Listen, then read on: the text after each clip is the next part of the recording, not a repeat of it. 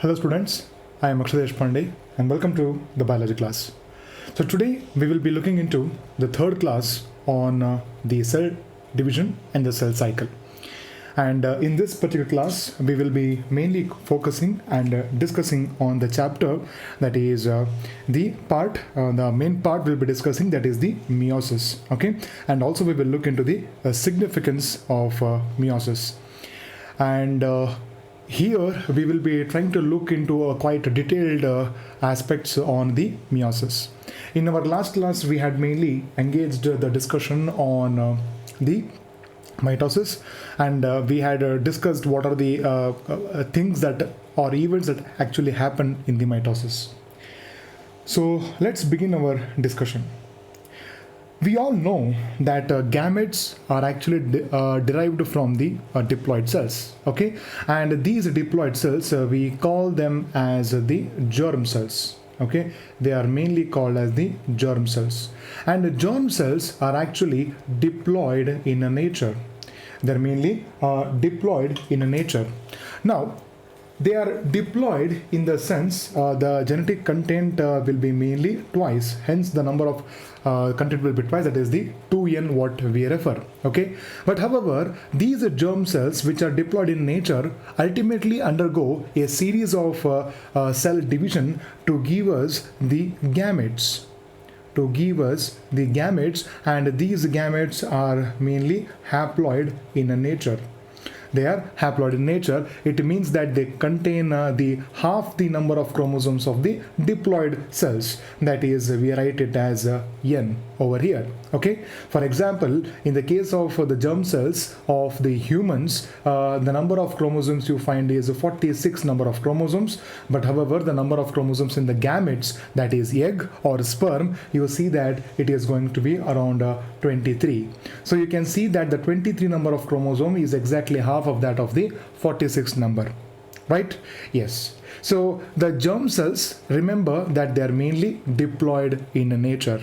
Okay, and these diploid cells undergo a series of cell division that gives us the gametes which are haploid in genetic content. So what kind of cell division is mainly involved in this process? Here we see it is mainly the meiosis. Okay, it is mainly through the meiosis what happens, the cells will divide with 2 rounds of cell division. 2 rounds of cell division. They mainly divide through 2 rounds of cell division. But however, remember that the DNA duplication or a DNA replication is occurring only once. It occurs only once, right? So the DNA replication or duplication is happening only once, but however there is 2 rounds of division. In the case of mitosis, we remember that the rounds of DNA replication and also the rounds of the cell division is only once in nature. Okay, it happens only once in the case of mitosis. Okay, so here, as the point has been mentioned, the gametes are mainly diploid in nature. The gametes are mainly haploid in nature. They are mainly haploid in nature. So how do you think these diploid cell will give rise to the haploid gametes? It is mainly through the meiosis. Okay, the cell division mainly involved over here is the meiosis. And interestingly, as I mentioned ago, that this kind of division is called as the reductional division. Because you can see over here the number of chromosomes in the case of the germ cells is around 46, but however the gametes are containing half the number of chromosomes of the diploid cells, that is 23, right? So it means that the number of chromosomes are reduced in the cell division process or during the cell division. Okay, so there is a reduction in the number of chromosomes. Now, why do the gametes, that is the egg or sperm, are haploid in nature? Because ultimately the egg and sperm, okay, they fuse to give us mainly the zygote. Okay, they mainly fuse to give us the zygote, and zygote is diploid. Okay, the zygote is what? Diploid. Now, how did this zygote become diploid? Because in the case of humans, if you consider as an example, 23 chromosomes from the egg and 23 chromosomes from the sperm will fuse together to give us 46 chromosomes back. Okay, so which makes the zygote diploid, right?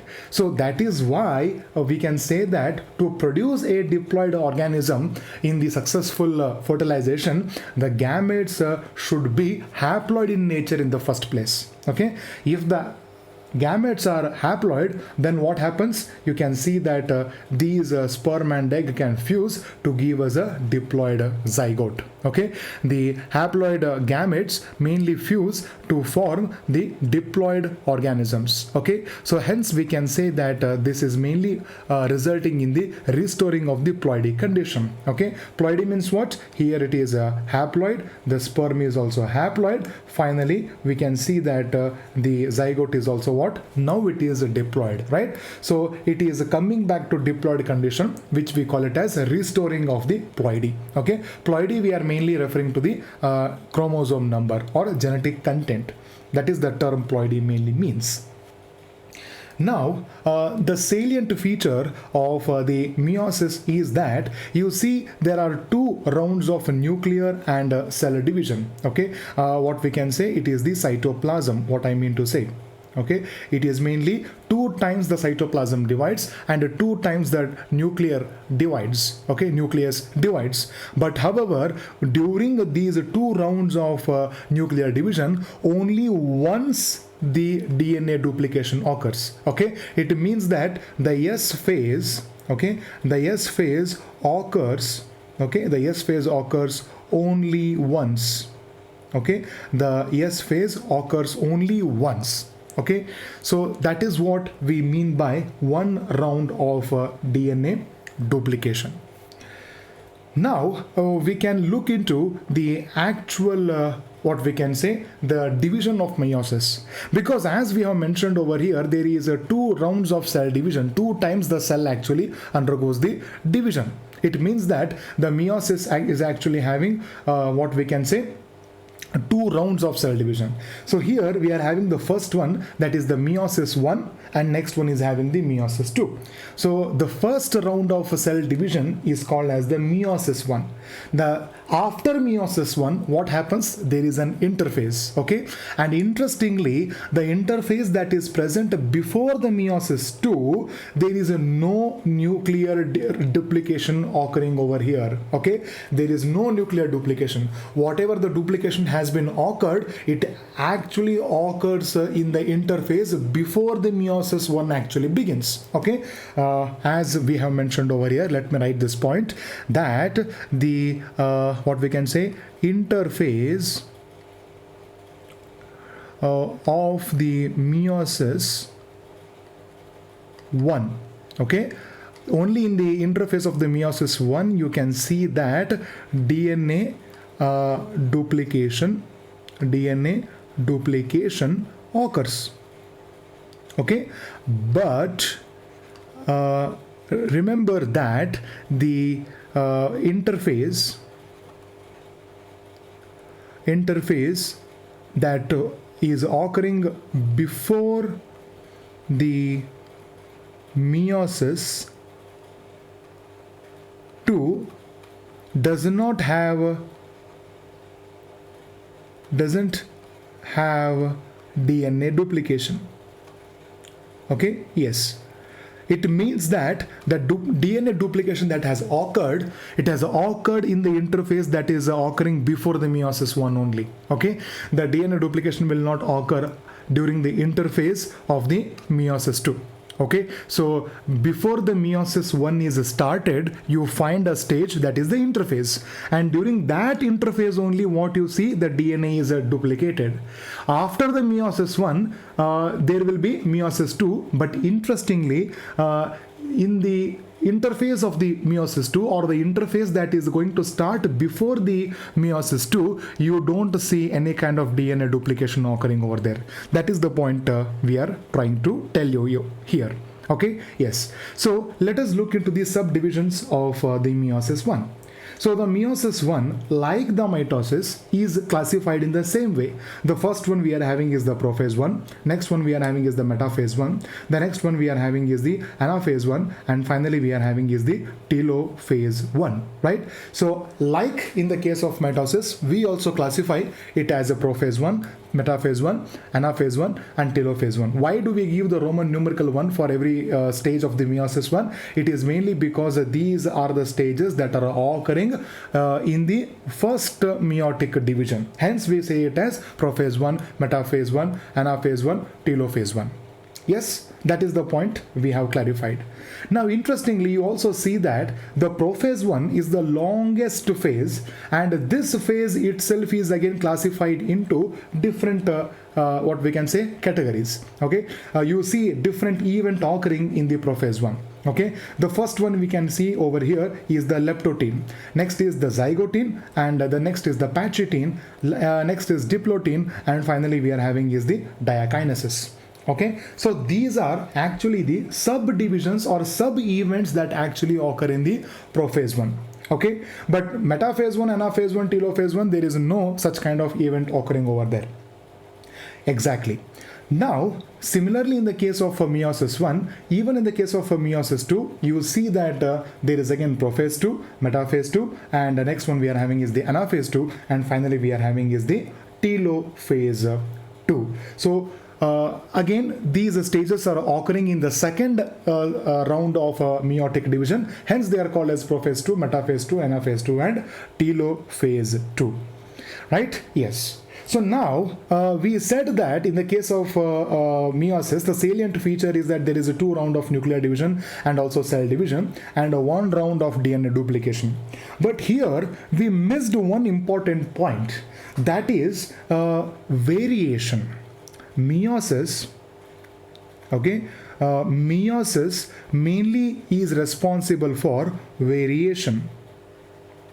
Okay, it is mainly responsible for variation. What do you mean by variation? Variation mainly means about the differences. Okay, see, none of the individual, not everyone looks the same. We are all very much different, right? Our appearance, okay, our height, our personality, even our behavior is completely different, right? And interestingly, the variation is arising mainly because of changes that is occurring in the DNA. The changes are actually occurring in the DNA, right? So these variation or changes are actually generated in the DNA by a process that is called as the crossing over. By a process called as the crossing over. Okay. Now, in the case of crossing over, here it is defined as the exchange of genetic material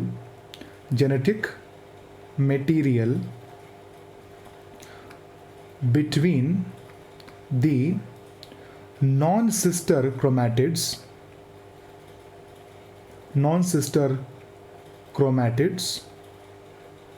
of homologous chromosome. Right? So exchange of genetic material. Exchange of genetic material means mainly the DNA. Okay. So the DNA is actually exchanged between the non-sister chromatids of the homologous chromosome. Okay. So let us mark this term, that is the non-sister chromatids of the homologous chromosome. Right? We have to remember this point in the upcoming what we can say the moment where we can discuss about the concept that is the crossing over. Okay. So in a nutshell, we can say that it is mainly because of the crossing over that is generating the variation. Okay. And because there is a variation, you can see that all of the individuals are different. None of us appear in a same particular way. Right? Yes. So there is a variation, and variation is mainly because of crossing over.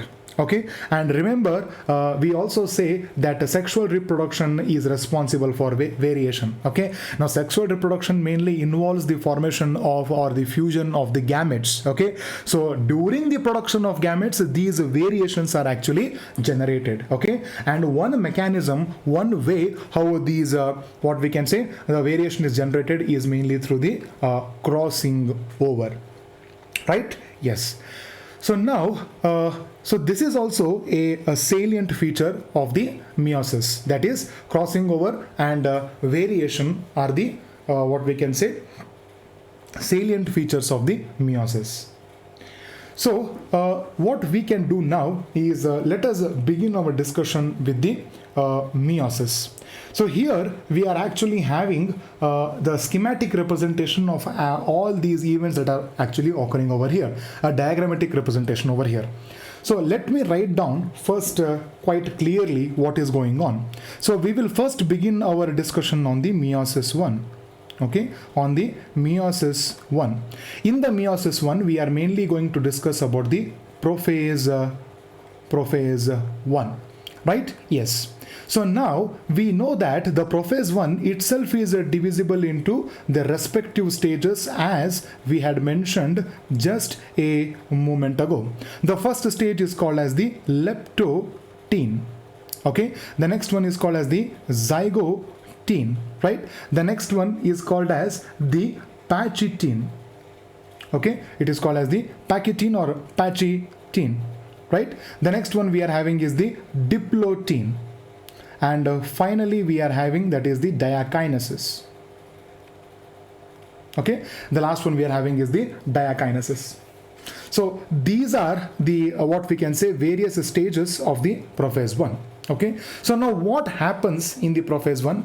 Exactly in the case of very much similar to the what we can say prophase of the mitosis, but there is one event that is occurring in the prophase 1 of the meiosis, that is the crossing over. Okay, crossing over, right? So now let us look into the diagram of what we are looking over here. So now when you try to look into the chromosomes that are present in the leptotene stage, you see that the chromosomes appear. Okay, chromosomes appear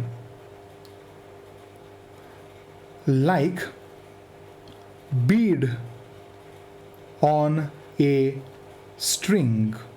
Okay, like a bead on a string kind of appearance. We can say that the chromosomes are very thin and slender. Okay, they are very thin and slender, and you can see that they give a kind of bead like appearance over here. Okay, and the chromosomes are not yet condensed properly. Okay, although the condensation process is started, but they appear very thin thread like structure only with a faint centromere that is visible. Okay, so we can say that in the case of leptotene, the chromosomes start to actually what we can say pair together. Okay, they start to pair. So the pairing of the chromosomes, what kind of chromosomes are actually paired? The homologous chromosomes. Okay, homologous chromosomes.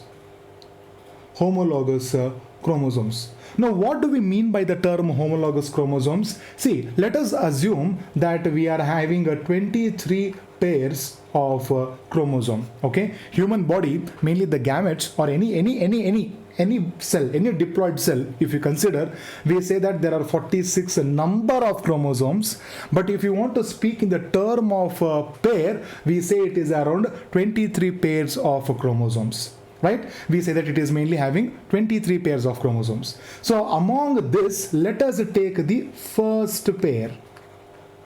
Okay, let us take the first pair. The first pair, let us draw the diagram over here. It may appear in this particular way. Okay, yes. So this is how the first pair may look like. Okay, so this chromosome is mainly derived from the father, and this chromosome, the same chromosome, is derived from the maternal side or from the mother. Okay, so these two set of chromosomes are called as the homologous chromosome. Okay, they are called as the homologous chromosome. Right? Yes. So we can say that by the end of leptotin stage, you can see that the beaded-like appearance of the chromosomes, they start to pair. They start to pair with each other. Okay. But however, these chromosomes have not yet condensed and they appear very faint. They appear very faint under the microscope. Okay. That is an important event in the case of leptotin. Okay, yes. So if you have to say what is an important characteristics of leptotin stage, it is mainly what we can say initiation of the pairing and of the homologous chromosomes, and the chromosomes appear beaded like nature. Okay, beaded like nature. So now what we can say, the next stage we are having is the zygote. Okay, now zygote is mainly characterized by the stage called as the synapsis. Okay, synapsis. Yes, exactly. It is called as what? Synapsis. Now, synapsis is the pairing of homologous chromosome, right? Yes. So now I did mention that pairing of homologous chromosomes is observed in the case of leptotin, right? But actually, what I also told that the initiation, okay, bringing together of the homologous chromosome, the process of starting this is observed in the leptotin stage. But actual pairing and what we can say, the more clear visibility of the homologous chromosome pairing is observed in the zygote stage. It is observed mainly in the zygote stage. Hence, the paired homologous chromosomes are called as what?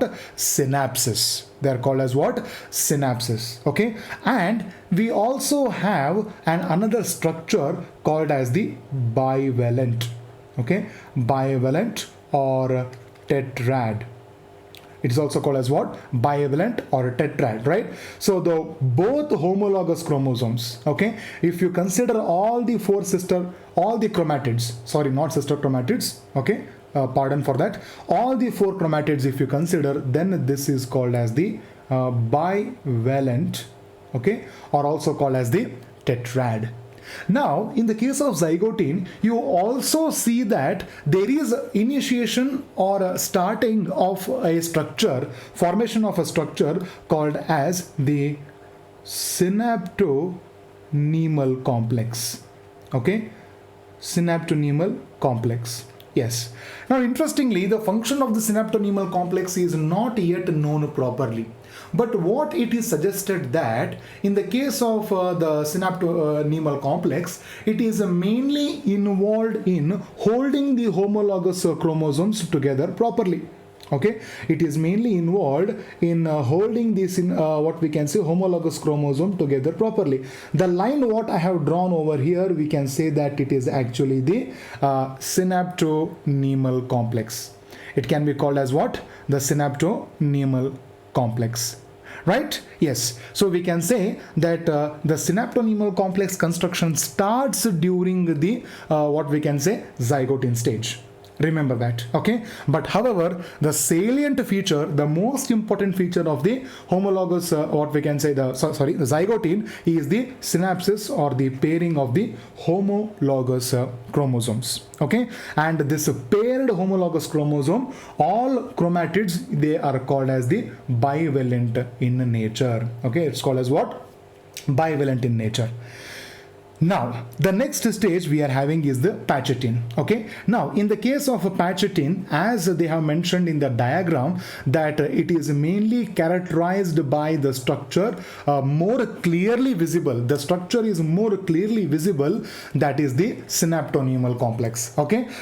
Remember, again, in your textbook, they do have mentioned that in the case of zygote stage, the synaptonemal complex is formed. But remember, the synaptonemal complex is completely formed and more clearly visible under the electron microscope only during the Patchatin stage or Patchatin stage. Okay, so hence we can say the salient feature or the most characteristic feature of the Patchatin stage is the formation and visibility of the synaptonemal complex. Okay, and we have discussed what synaptonemal complex does. The synaptonemal complex holds the homologous chromosome together properly, right? Now, why does the synaptonemal complex need to hold the homologous chromosomes properly? Because in the Patchatin stage only you see an important event occurring, that is the crossing over. Yes. So we can say that in the case of Patchatin stage, it is the crossing over that actually occurs. Okay, now we have discussed about the crossing over. The crossing over, as I said, it is mainly the exchange of genetic material between the non-sister chromatids of the homologous chromosomes, right? So if I have to explain the same point once again, we can just part of this we can erase. Okay, let me erase this part for a moment of time. Okay, so the definition, as I said, non-sister chromatids. Okay, till now we had discussed about the sister chromatids. Okay, so in a chromosome there are two chromatids. Okay, so the two chromatids are actually the non-sister chromatids between the homologous chromosomes. Let me draw this over here. Exactly, right? Yes. So now these two are actually chromatids, but these two are actually identical copy of each other, hence they are called as the sister chromatids. They are called as the sister chromatids. But we are referring to the non-sister chromatids. If I consider this chromatid and this chromatid, then we can say that they are actually the non-sister chromatids. Okay, they are actually the non-sister chromatids. But what these two chromosomes are? These two chromosomes are ultimately the homologous chromosome. Okay, they are ultimately what?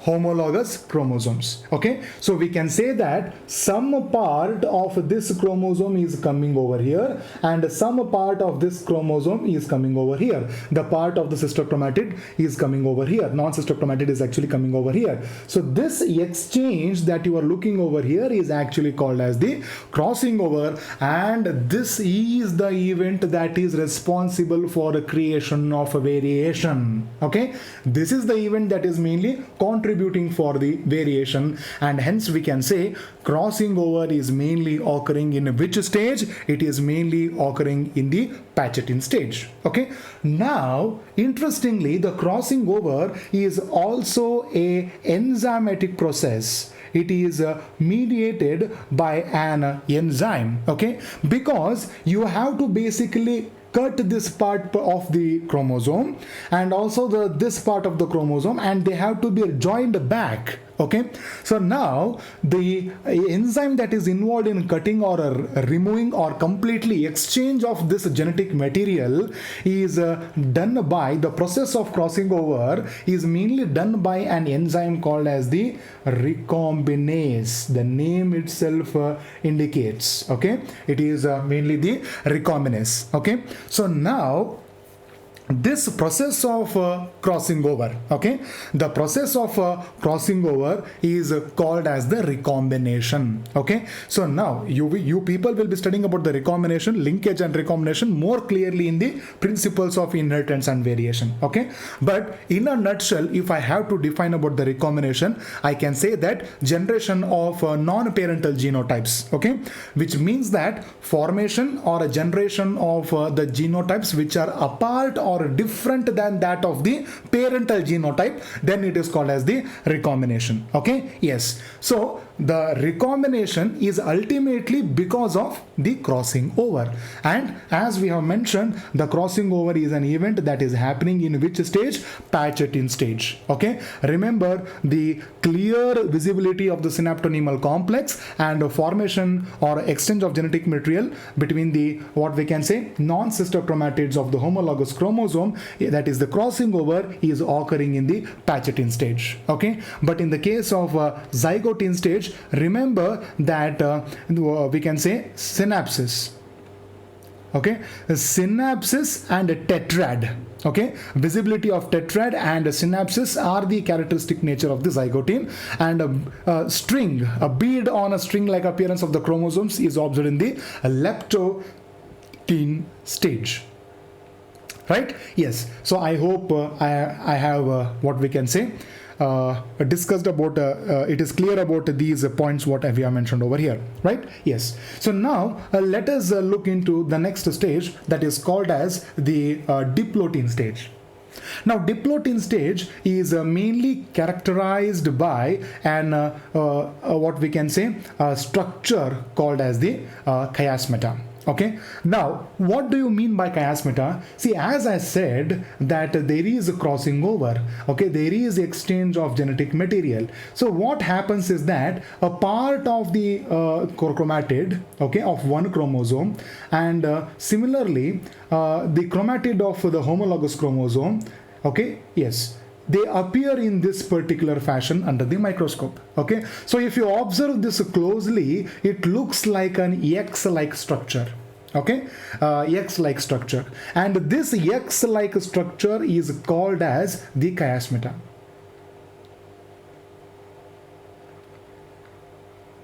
Okay, the X-like appearance of the chromosome, okay, the region, okay, the region or the part where the exchange of genetic material is occurring, that looks like X under the microscope, and this is called as the chiasmeter. Okay, and you can see over here they have mentioned about the bivalent and tetrad, okay, because they are now more clearly visible over here, and throughout the diagram if you look, you can see that the chromosomes are more clearly visible over here. Okay, so now this is the point which is called as the chiasmeter. This is the point of chiasmeter. Okay, here this is the point of chiasmeter, the X-like appearance. Okay, this is the point of chiasmeter. Similarly over here, this point is called as the chiasmeter.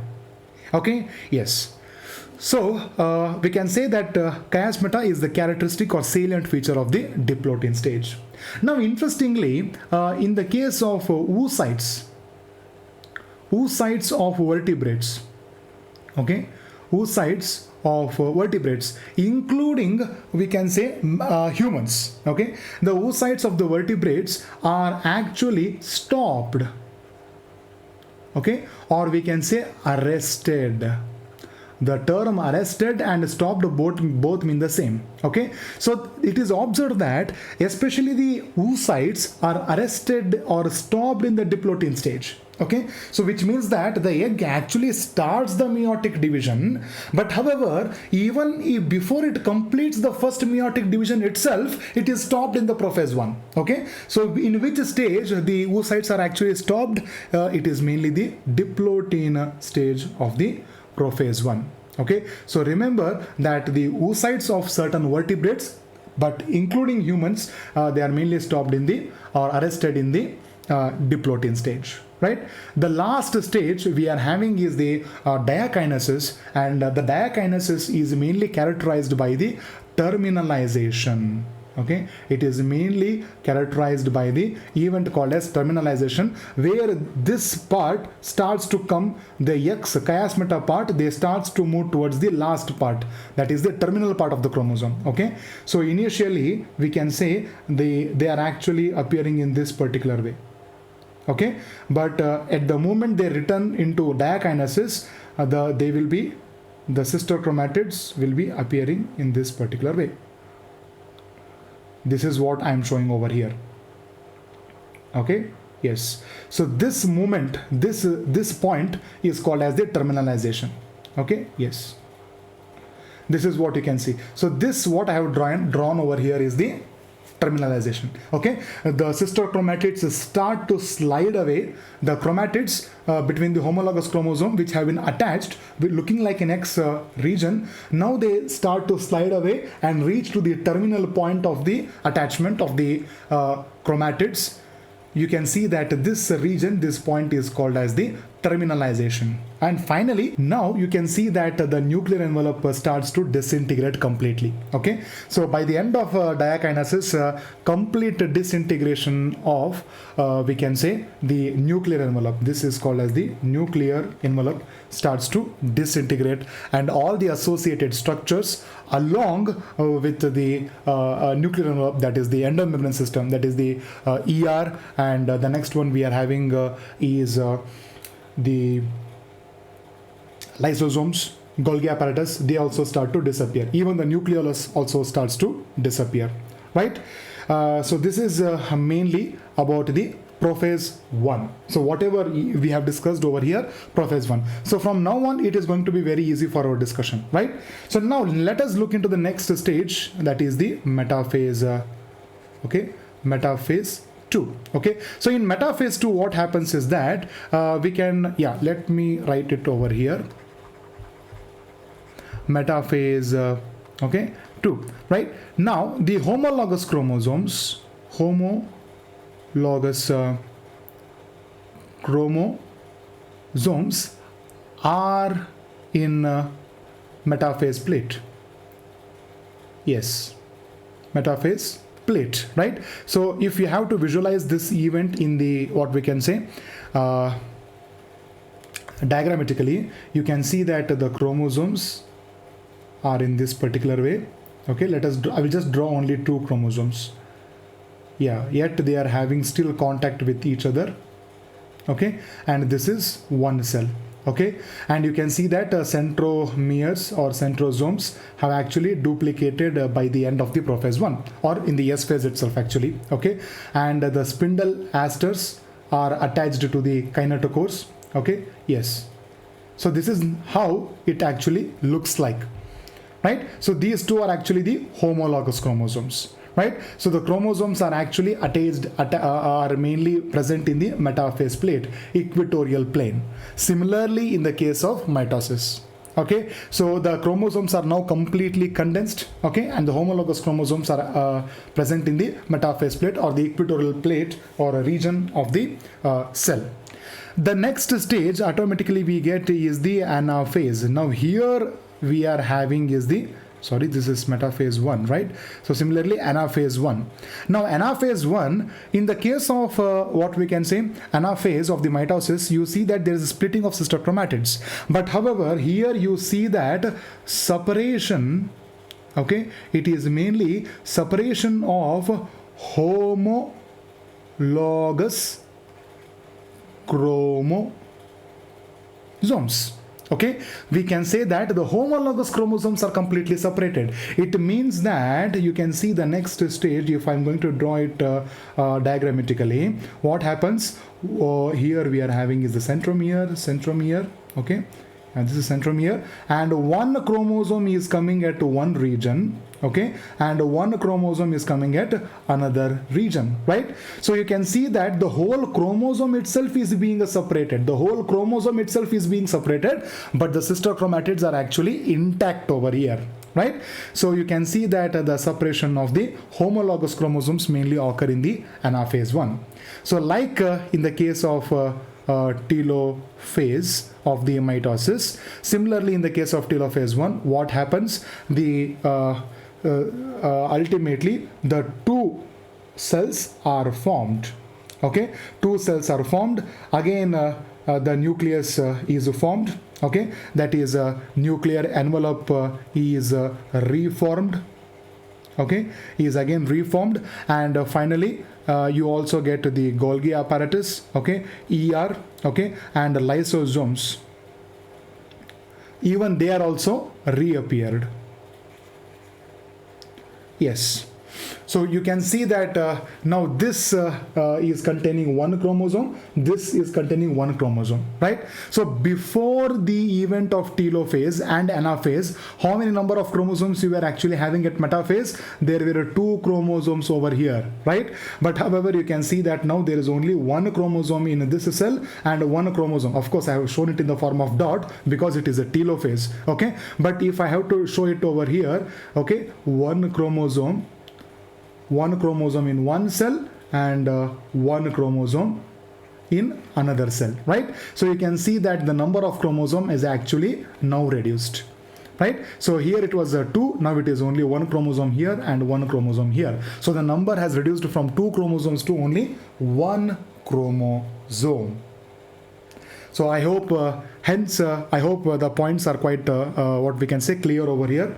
Hence, this is the stage. Okay, that is anaphase 1 is the stage when you call it as reductional division. Okay, so they may ask you the question in which stage the reductional division actually occurs. It is actually the anaphase 1 of the meiosis 1. That is when the number of chromosomes actually get decreased. Yes. So next, after the telophase 1, we get the interphase.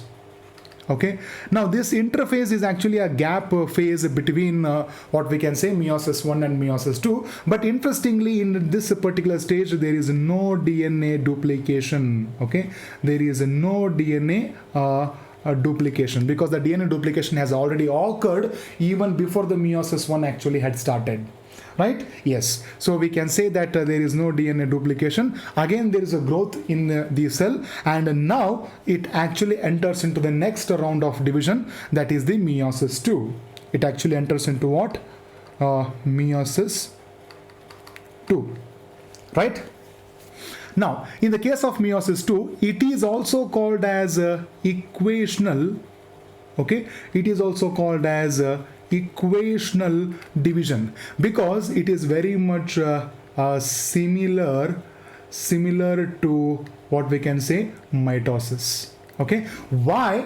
Let us consider over here. Okay, let us consider. Let me take this cell over here. Okay, so let me draw this one chromosome. Okay, no. Let me do one this. Okay, I will take eraser. Okay, yes. Now I will take the same color over here. Okay, now let me draw a cell over here. Okay, yes. So now the first one we are having is the prophase 2, right? So what happens in the prophase 2? You can see that there is cell. Okay, there is a breaking up of the nuclear envelope, and there is condensation of the chromatin fibers. And finally, you can see that at the metaphase plate or equatorial plate, the chromosomes are actually formed in the cell. The nuclear envelope is completely degraded, and also the lysosomes and also associated with the endomembrane system, it is also removed. Okay, and you can see that here we are having centrosome, and here we are having one more centrosome which is moving to the what we can say opposite end. It is moving to the opposite end. Now this centrosome has appeared over here, and this centrosome has appeared over here. So here we are having the spindle fibers, right? So only one chromosome in this cell has got attached with the what we can say the spindle fibers, okay, to the kinetochore, exactly to the kinetochore of the centrosome, or kinetochore of the centromere, right? So now this stage is actually the metaphase, right? So let me write about the anaphase. Okay, in the anaphase what happens? You can see, let me draw the cell over here. Now this is the centrosome. Okay, yes. Now the sister chromatid has actually splitted. Okay, the sister chromatid has actually splitted. Okay, and they are moving towards the opposite ends or opposite part of the poles of the cell, right? Exactly. So don't you think the same event which is similar to mitosis is occurring over here? The last is what we can say telophase 2, right? Again, what happens? Completely two cells are formed. Okay, two cells are formed, and reappearance of the nucleus, that is the nuclear envelope, and again decondensation of the chromosomes to form the the chromatin, and reappearance of the all other structures such as the endomembrane system and the contents of the cytoplasm. Right? So we can see that even in the case of meiosis 2, it is very much similar to that of the mitosis. Hence, it is also called as the equational division. So what we have to emphasize, what we have to concentrate more is mainly your the meiosis one, especially the prophase one. Okay, yeah. So now let us look into the significance of the meiosis.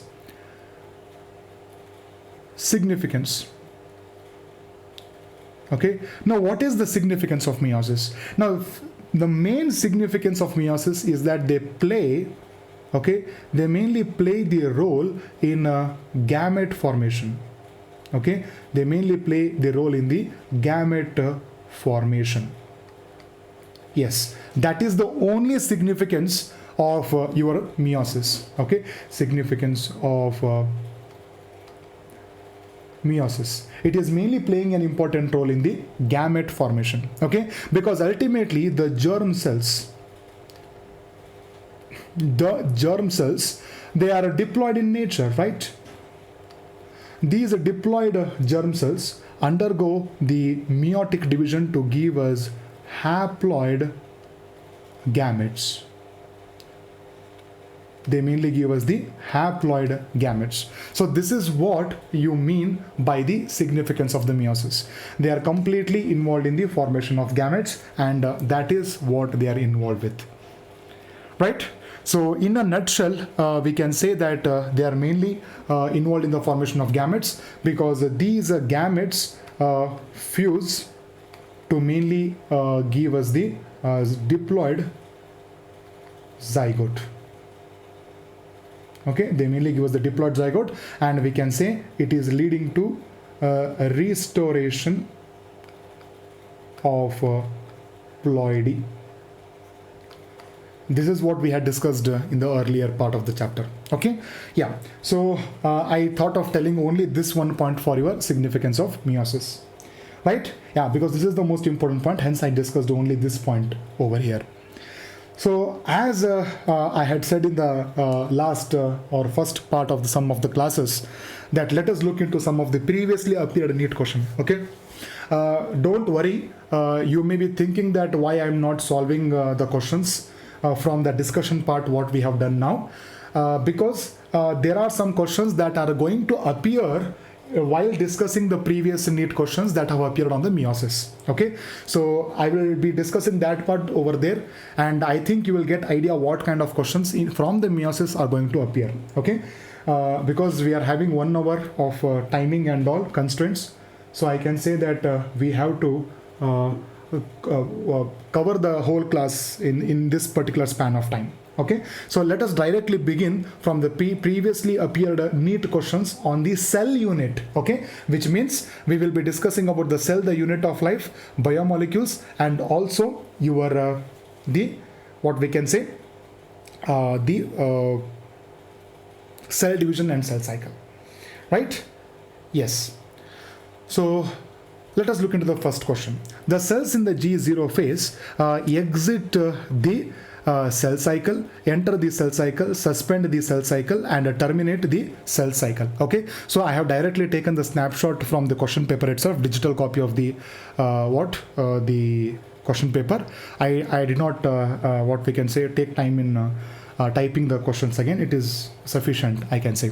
Okay, so we can say that cells in the G0 phase, they what we can say, they exit the cell cycle, they enter the cell cycle, they suspend the cell cycle, they terminate. Okay, they are exiting the cell cycle. They are the cells which have exited the cell cycle. So 1 is the right answer for this question. Next question. Which of the following is a glucose transporters is insulin dependent? Okay, see, we have never discussed, we had discussed about the transporter that is involved in the glucose transport. Okay, but about the insulin dependent, they have not mentioned in the textbook anywhere. But however, you are going to study about only one type of glucose transporter, and that is GLUT4. Okay, and this GLUT4 is actually dependent upon the insulin. Okay, so they have mentioned GLUT1, GLUT2, and GLUT3 and GLUT4. It is the GLUT4 that is dependent on what we can say, the insulin. Okay, remember this. Next one, identify the amino as basic amino acid. Okay, that is the glutamic acid, lysine, valine, and tyrosine. Okay, glutamic acid is actually acidic in nature. Okay, the basic is actually the lysine. Okay, hence we can say 2 is our right answer for this question. The next one, which of the following statement about the inclusion bodies? Inclusion bodies, remember, it is mainly from the bacteria part of the cell chapter. Okay, yes, is incorrect. I hope you people now might have understood whatever the questions yet till now we have discussed are the type of questions correct, true or not true, or not, or we can say incorrect. We have discussed this kind of statement type of questions, right? Same type of questions you're going to see in your examination also. Okay, yes. So these are mainly involved in ingestion of food particles. They lie free in cytoplasm. They represent reserve material in the cytoplasm. They are not bound by any membrane. Exactly, they are not bound by any membrane, and they are the reserve food materials in the cytoplasm, and they lie free in the cytoplasm, but they do not ingest the food particles. Okay, they are not involved in ingestion. That is done by the food vacuoles. So we can say 1 is the what we can say incorrect statement about the inclusion bodies. The next one, the concept of omnis cellula e cellula regarding the cell division was first proposed by Rudolf Virchow, Theodor Schwann, Schleiden, and Aristotle. We all know the answer is Rudolf Virchow. He was the person who gave this phrase, that is the omnis cellula e cellula. Yes, it's a very easy question. The next one, which of the which is the important site for formation of glycoproteins, glycolipids in the eukaryotic cells? Peroxisomes, Golgi bodies, polysomes, and one more is the endoplasmic reticulum, right?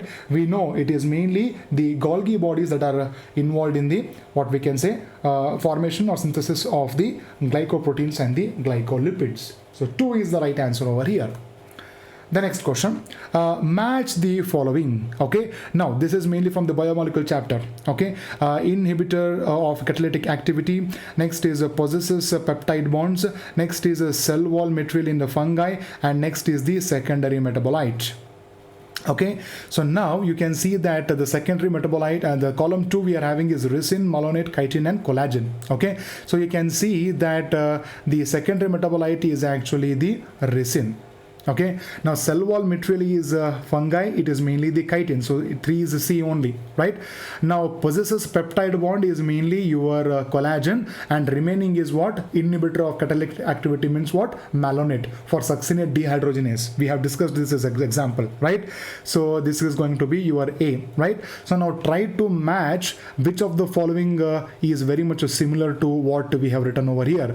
For A it is going to be 2, A it is going to be so 3 and 4, right? So A is going to be 2, and B we are having for 4, right? Yes, exactly. So you can see this is the option that we have written over here.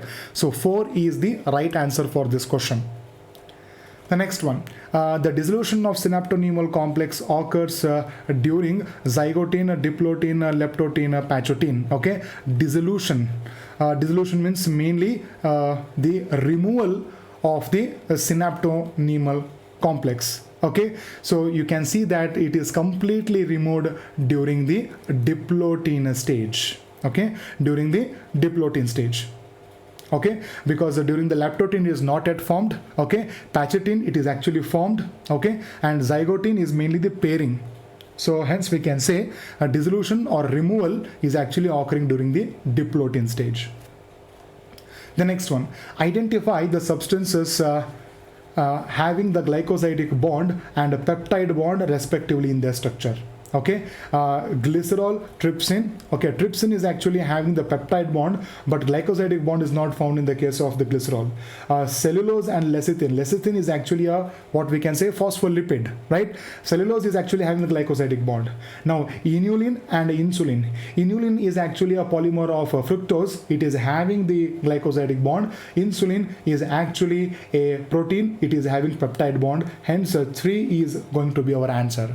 Chitin and cholesterol, no, that is not the answer. Chitin is mainly what we can say, it is having glycosidic bond, but cholesterol is actually a lipid. Okay, it is having different kind of bond, mainly carbon-carbon covalent bonds. So 3 is the right answer over here. The next question. Some dividing cell exit the cell cycle and enter a vegetative inactive stage. This is called as the quiescent stage. The process occurs at the end of G1 phase, S phase, G2 phase, M phase. It is mainly after the M phase the stage actually occurs. Okay, yes. The next one. So even before entering the G1 phase, they actually quit this phase and enter into the G0 phase. The next one, that is which of the following match the following with respect to the meiosis. The first one we are having is a zygote, patchatin, diplotin, diakinesis. Okay, next is a terminalization, chiasmeter, crossing over, synapses. Okay, now synapses, we know that it is mainly about the what we can say zygote, and crossing over mainly occurs in the case of patchatin, and diplotin is mainly associated with the chiasmeter, and the last one is diakinesis is mainly the terminalization, right? Yes. So you can see that which of the following can match over here. A should be 4, right? So you can see the first option itself matches with what we have written over here. So the first option is the right answer over here. Okay, 1 is 4, next is 2 is 3 as usual, and C is 2, and finally the D is 1. So hence we can say the first option is the right answer. The next one, during the cell growth, DNA synthesis takes place. A very simple question. The answer itself is S phase. Okay, the synthesis or duplication of DNA occurs mainly in the S phase. The next question, the non-proteinaceous enzyme. Okay, a non-proteinaceous enzyme is a lysozyme, next is ribozyme, ligase, what we can say deoxyribonuclease. Okay, the answer is ribozyme. Okay, ribozyme is mainly made up of RNA. Okay, remaining all the 3 options they have mentioned are mainly proteinaceous enzymes. So 2 is the right answer over here. The next one, select the wrong statement. Bacterial cell wall is made up of peptidoglycan. The pili and fimbria are mainly involved in motility of the bacterial cells. No, the wrong statement is 2 itself. The pili is mainly involved in exchange of, or is mainly involved in the conjugation process, and fimbria is mainly involved in what? Adhesion to the surfaces. Okay, cyanobacteria lack flagellated cells. Exactly, it is a true statement. And mycoplasma is a wall-less microorganism. Exactly, they do not have cell wall. So the second statement is a wrong statement. The next one, a cell organelle containing the hydrolytic enzymes is a lysosome, microsome, ribosome, mesosome. The answer is the lysosome. Okay, it is a organelle that is mainly containing the hydrolytic enzymes. Okay, so 1 is the right answer over here. Which of the following is not a feature of plasmids? Single-stranded, independent replication, circular structure, transferable. Yes, they can be transferred from one bacteria to another bacteria. They are circular in nature. They replicate independently, but they are actually double-stranded, not single-stranded. Hence, it is not the feature. Option 1 is not the feature of plasmids. The next question, mitochondria and chloroplasts are semi-autonomous organelles. They are formed by division of pre-existing organelles, and they contain DNA but lack protein synthesizing machinery. Okay, which means that they are trying to say that they do not contain ribosomes, but we know that mitochondria and chloroplast, they contain DNA. Along with that, they also contain the ribosomes, right? So we can say A is actually true, but B is actually false, right? So any option we are having, yes, the fourth option is right. A is true and B is false. They are semi-autonomous. They are partially autonomous to some extent. Okay, so fourth option is the right answer over there. Next, in meiosis, crossing over is initiated in the diplotin, patchatin, leptotin, zygote. We all know it is mainly during the patchatin stage the crossing over actually occurs. Next, the spindle fibers attach on the kinetosome of the chromosome, telomere of the chromosome, kinetochore of the chromosome, centromere of the chromosome. It is the kinetochore of the chromosome. The next one, the which one of the cell organelle is enclosed in a single membrane? A nuclei, mitochondria, chloroplast, and lysosomes. Okay, it is the lysosome that is made up of only a single membrane. Remaining 3 are all made up of 2 membranes. Okay, yes. The next question, which of the following statements is not correct?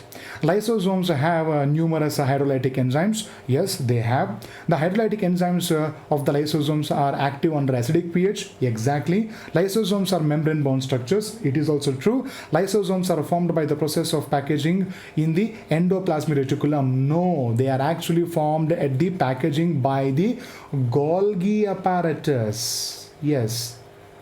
Right? Hence, we can say 4 is not correct over here, right? So now this question, you feel it is going to be quite tricky over here, okay? I hope you people might have understood why not correct or correct kind of statements are important for our discussion, okay? So if you understand, if you have read the whole concept, then only you can say it is very easy to solve these kind of questions. The next one, Canavalen, we know what it is from biomolecules, right? An alkaloid, an essential oil, a lectin, a pigment. We know it is mainly a lectin. 3 is the right answer. Now, consider the following statements. A coenzyme or metal ion that is tightly bound to the enzyme protein is called as the prosthetic group. Next is a complete catalytic active enzyme with its bound prosthetic group is called as apoenzyme. As we know, we can say that apoenzyme is actually inactive enzyme, okay? Active enzyme is called as the holoenzyme, and a prosthetic group is actually an organic group, right? Coenzyme metal ions, they are actually what we can say, they are called as the cofactors, okay? The cofactors are 3 types, including the prosthetic group, metal ions, and coenzymes, okay? The coenzyme and metal ion does not make the prosthetic group, remember, right? So select the correct option. Both A and B are true. A is true, B is false. Both A and B are false. A is false, but B is true. You can see that both statements A and B are actually false. Purines found both in DNA and RNA, okay? Adenine and thymine, adenine and guanine, yes. A and G, adenine and guanine are both purines that are found in the RNA and also the DNA, okay? So second option is the right answer over here. Which of the following pair of organelles do not contain the DNA? Mitochondria and lysosomes. Mitochondria contains, but lysosome does not have. Chloroplast and vacuoles. Chloroplast has, but vacuole doesn't. Lysosomes and vacuoles, exactly. Both these do not have the organelles, that is the DNA. Right? So nuclear envelope and mitochondria. Nuclear envelope, in the envelope it does not, but the mitochondria does contain. Right? So next question. Which of the following statement regarding the mitochondria is incorrect? The outer membrane is permeable to monomers of carbohydrate, fats and proteins. The enzymes of electron transport are embedded in the outer membrane. The inner membrane is convoluted with infoldings. Mitochondrial matrix contains single circular DNA molecule and ribosomes. The fourth option is actually correct. Even the inner membrane is thrown into numerous foldings called as the cristae, as we have studied. The enzymes for the electron transport membrane are embedded in the outer membrane. No, it is actually present in the inner membrane. Hence, we can say the incorrect statement is 2 itself. Okay, and yes, outer membrane is actually permeable to some of the single carbohydrate molecules, fats and proteins. So you can see that around 23 questions I have actually discussed, around 22 questions. I think around 22 questions I have discussed in this whole section.